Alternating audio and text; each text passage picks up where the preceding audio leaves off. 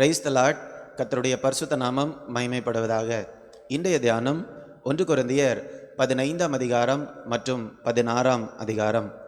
இந்த நாள் தியானத்திற்கான தலைப்பு, மரித்தோர் உயிர்த்தெழுவார்களா?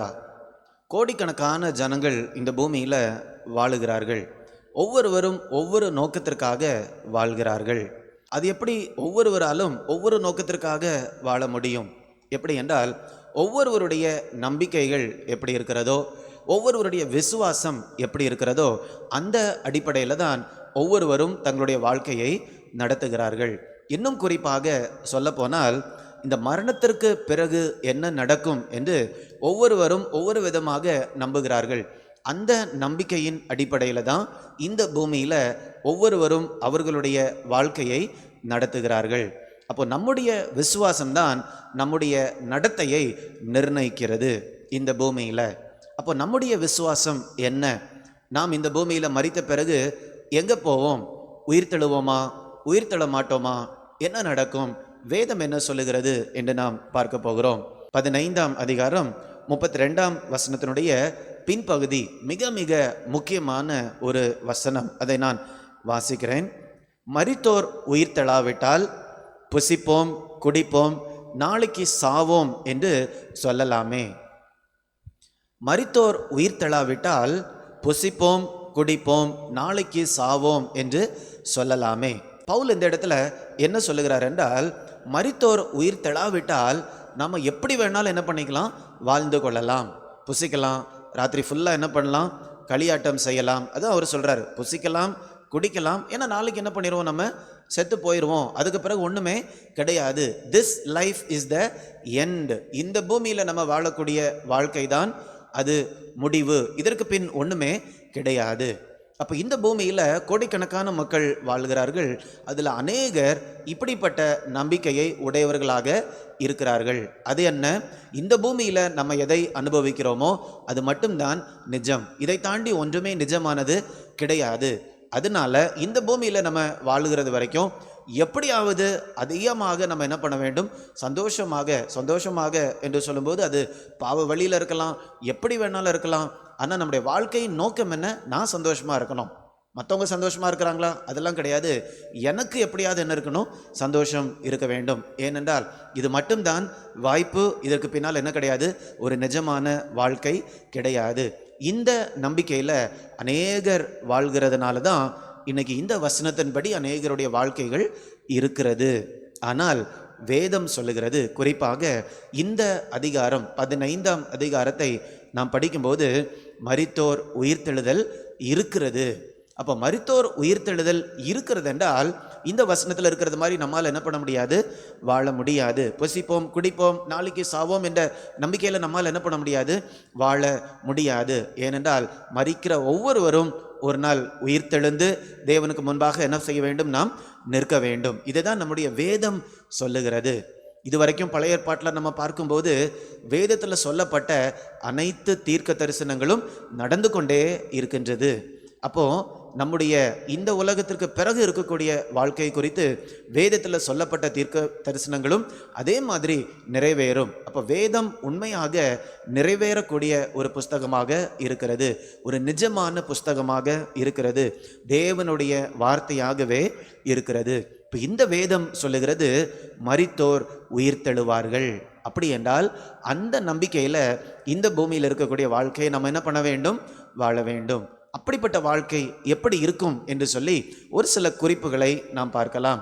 அப்போ மரித்தோர் உயிர்த்தெழுவார்கள், நானும் மரித்த பின் உயிர்த்தெழுவேன் என்ற நம்பிக்கையில் நான் வாழும்போது, முதலாவதாக நான் எப்பொழுதுமே நம்பிக்கையோடு வாழுவேன். 15ஆம் அதிகாரம் 51ஆம் வசனம் 52ஆம் வசனத்தை நான் வாசிக்கிறேன். இதோ ஒரு ரகசியத்தை உங்களுக்கு அறிவிக்கிறேன். நாம் எல்லாரும் நித்திரை அடைவதில்லை, ஆகிலும் கடைசி காலம் தொனிக்கும் போது ஒரு நிமிஷத்திலே, ஒரு இமை பொழுதிலே நாம் எல்லாரும் மறுரூபமாக்கப்படுவோம். 52ஆம் வசனம், எக்காலம் தொனிக்கும், அப்பொழுது மரித்தோர் அழிவில்லாதவர்களாய் எழுந்திருப்பார்கள், நாமும் மறுரூபமாக்கப்படுவோம். ஆண்டவருடைய வார்த்தை மிக தெளிவாக சொல்லுகிறது, மரித்தோர் உயிர்த்தெழுவார்கள், நாமும் மறுரூபம் அடைவோம் என்று சொல்லி. அப்போ ஆண்டவருடைய வார்த்தை இவ்வளவு தெளிவாக இருக்கிறதுனால அந்த ஒரு நம்பிக்கையோடு நம்ம என்ன செய்ய வேண்டும்?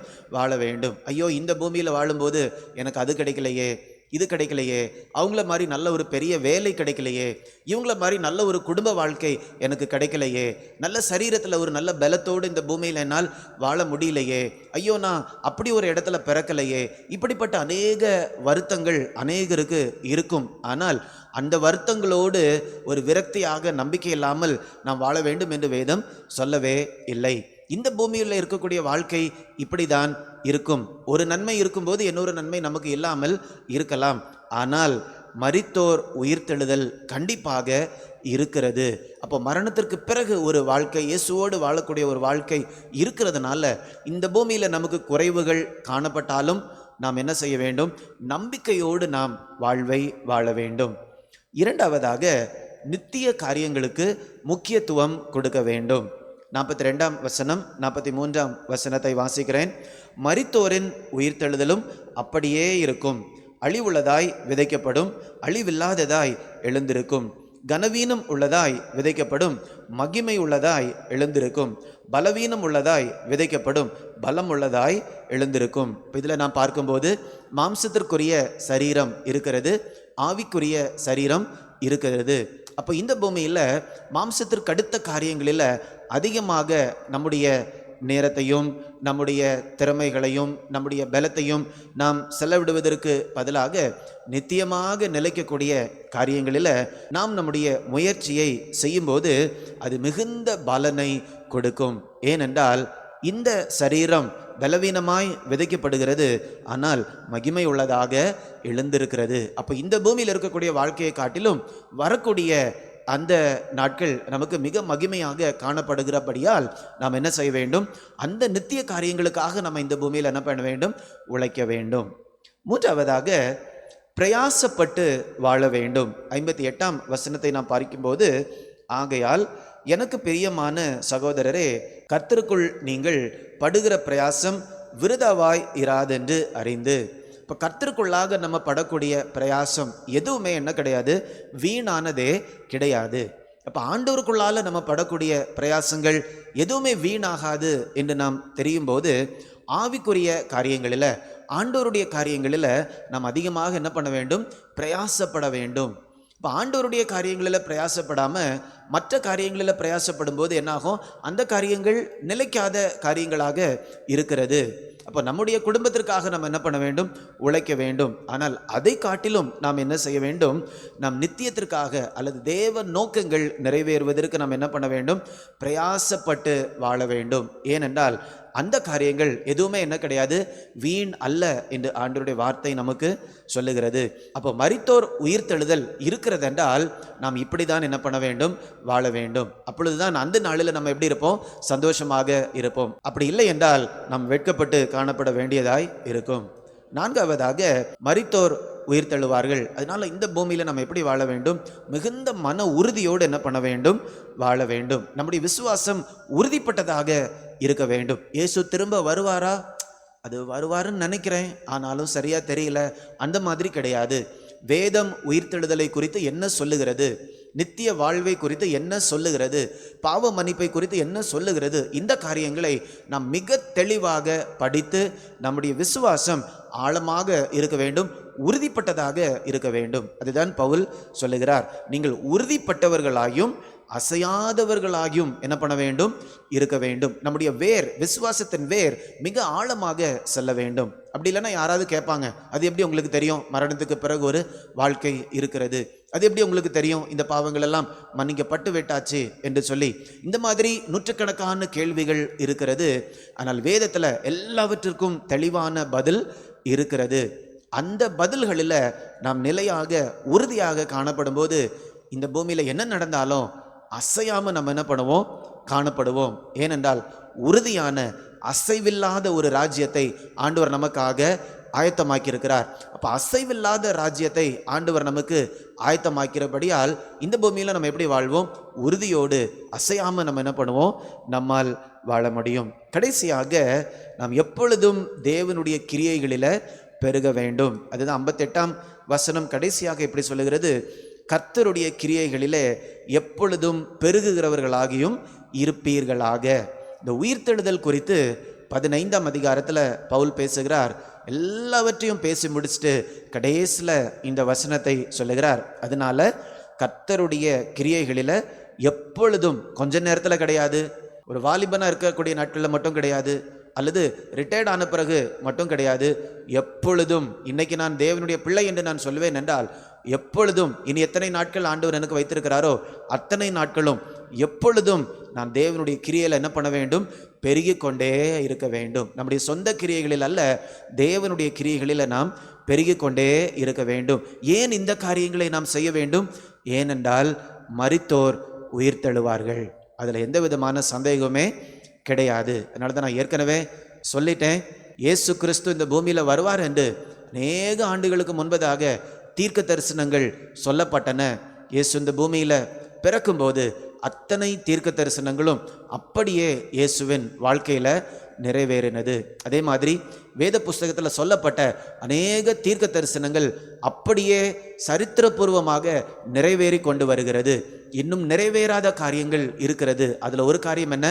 மரித்தோர் உயிர்த்தெழுவார்கள். அவ்வளவு உறுதியாக ஆண்டவருடைய வார்த்தை இருக்கும்போது ஏனோ தானோ என்று நம்மால் என்ன பண்ண முடியாது? வாழவே முடியாது. மரித்தோர் உயிர்த்தெழாவிட்டால் புசிப்போம், குடிப்போம், நாளைக்கு சாவோம் என்ற வாழ்க்கையை நம்ம என்ன பண்ண முடியாது?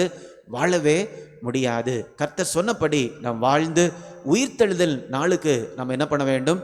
ஆயத்தமாக வேண்டும். நம்ம எல்லாரையும் தேவன் ஆயத்தப்படுத்துவாராக. நாமும் அவருக்கு விட்டு கொடுத்து அவர் சொல்லுகிற பிரகாரமாக நாம் செய்து அந்த உயிர்த்தெழுதலின் நாளுக்கு ஆயத்தமாவோமாக. நாம் ஜெபிக்கலாமா?